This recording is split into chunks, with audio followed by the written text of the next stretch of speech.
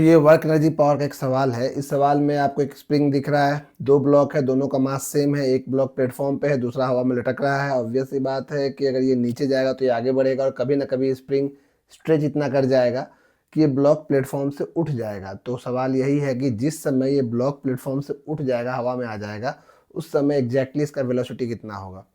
तो आपको इतना तो समझ में आ रहा होगा कि जब ये ब्लॉक अच्छा, यहाँ पे दोनों का मास इक्वल है, दोनों का मास 320 ग्राम दिया हुआ है और ये अनस्ट्रेच्ड स्प्रिंग जो उसका नेचुरल लेंथ है वो है 40 सेंटीमीटर, डैट मीन्स 0.4 मीटर। के का वैल्यू दिया है 40 न्यूटन पर मीटर।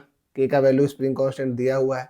अगर ये ब्लॉक नीचे जाता है एच हाइट तो ये आगे बढ़ेगा एच हाइट यानी एच डिस्टेंस, और जब ये एच डिस्टेंस बढ़ के मान लो यहाँ आ गया तो स्प्रिंग स्ट्रेच कर जाएगा।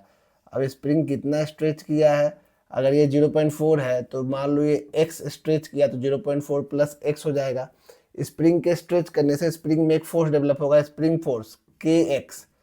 अगर ये एंगल हम लोग थीटा लेते हैं तो ये एंगल भी थीटा हो जाएगा। के एक्स के दो कंपोनेंट, के एक्स ऑफ कॉस थीटा, के एक्स ऑफ कॉस थीटा, इधर क्या ब्रेक करेगा, के एक्स ऑफ साइन थीटा, और वेट इसका लगेगा एम जी। यहाँ पे चूंकि हम ये मान रहे हैं कि थीटा एंगल पे ये ब्रेक्स ऑफ हो जाएगा, मतलब ये कांटेक्ट लूज कर देगा, और अगर कांटेक्ट लूज किया तो नॉर्मल फोर्स जो ऊपर लगने वाला है उसका वैल्यू तो जीरो हो जाएगा यानी।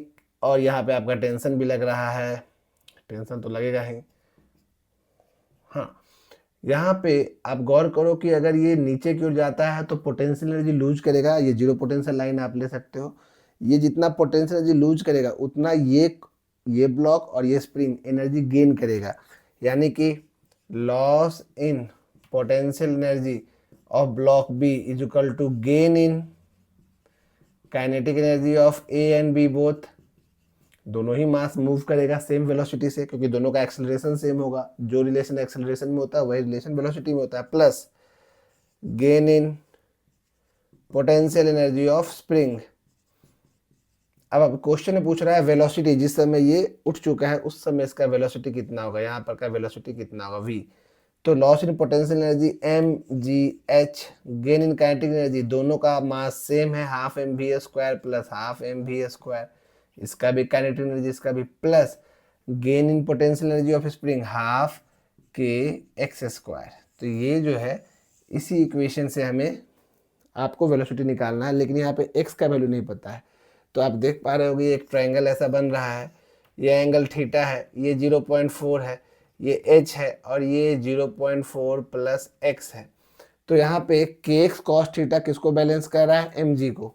तो जब आपका के एक्स कॉस थीटा ये बैलेंस कर रहा है एम जी को, यानी यहाँ से x is equal to what, M G by में के ऑफ कौन सा थीटा, कॉस थीटा, या आप ऐसे लिख लो फिलहाल, M G by K X is equal to cos theta. अब कॉस थीटा क्या होता है, कॉस थीटा होता है base by hypotenuse, base by hypotenuse. तो यहाँ पे हो जाएगा बेस हो जाएगा 0.4 बाय हाइपोटेन्यूज कितना हो जाएगा 0.4 plus X is equal to M G by K into में एक्स है, एक्स यहाँ ले जाके एक अच्छी बात यही है कि हम अलग अलग भी कर सकते हैं। मान लो यहाँ पे के एक्स अभी लिख दिया हमने।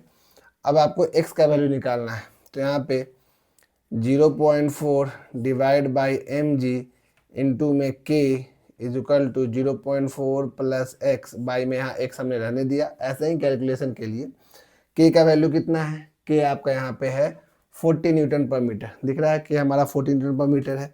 उस हिसाब से यहाँ वैल्यू पुट करते हैं 0.4 into 40 whole divide by mass, mass है 0.32 इंटू जी का वैल्यू है 10, यहाँ पे 0.4 by X plus X by x यानी 1, ये 16, ये 2/टाइम्स में जाएगा ऊपर कैंसिल, ये यानी आपको बच रहा है 0.5, हाँ ये आपको आ गया है 5, 5 is equal to 0.4 by X plus 1।